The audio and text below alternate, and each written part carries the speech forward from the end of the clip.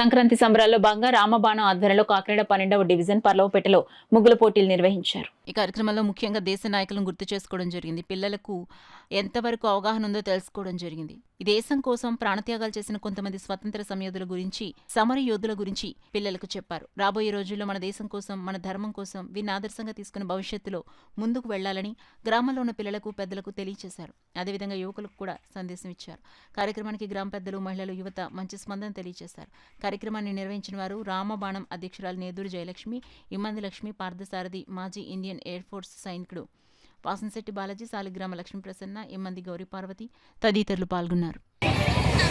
House wife బాగా చదువుకున్నాను, అన్ని వదులుకుని వచ్చి ఆజాదీ ఫౌజ్లో జాయిన్ అయింది. మన సుభాష్ చంద్రబోస్ సహాయం గురించి మనమని ఆవిడ బాగా చేసింది 1980s అరౌండ్. అయితే వాళ్ళ భర్త ఈ తెల్లగౌడ దగ్గర గూఢాచారిగా పనిచేసింది. తన భర్త తెల్లగౌడ దగ్గర గూఢాచారిగా పనిచేసింది. గూఢాచారిని సుభాష్ చంద్రబోస్ ని హతమార్చడానికి బ్రిటిషర్స్ పథకం పెట్టారు. అది పథకం పెడితే ఈయన భర్తే, ఈవిడేమో ఆజాదీ ఫౌజ్లో ఉంది.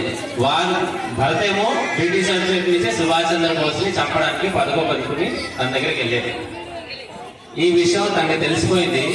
తన భర్తని కూడా తను చంపేసింది. ఎందుకంటే దేశం గురించి పోరాడుతున్న మన నేతాజీ గురించి నిన్ను చంపడానికి వెళ్తే నువ్వు భర్త అంటే ఏంటి, నా కొడుకు అంటే ఏంటి, దేశంలో పోరాడుతున్న సుభాష్ చంద్రబోస్ ఉండాలి, నీకు లాంటి లేకపోయినా పర్లేదని తన భర్తను చంపేసింది. అలాంటి వ్యక్తిలో ఆజాదీ ఫౌజ్లో 50,000 మంది ఉన్నారు. అందరికీ జై శ్రీరామ్, భారత్ మాతాకి జై. ఇది మన నినాదం. మన ఇందాక ఒక అబ్బాయి చెప్పింది భారత మాత అంటే ఏంటి అంటే మన అమ్మలుగో మన భరత మాత అంటే మన భారతదేశం పేరు భారతదేశం కదా. భారతదేశం నుంచి భారత్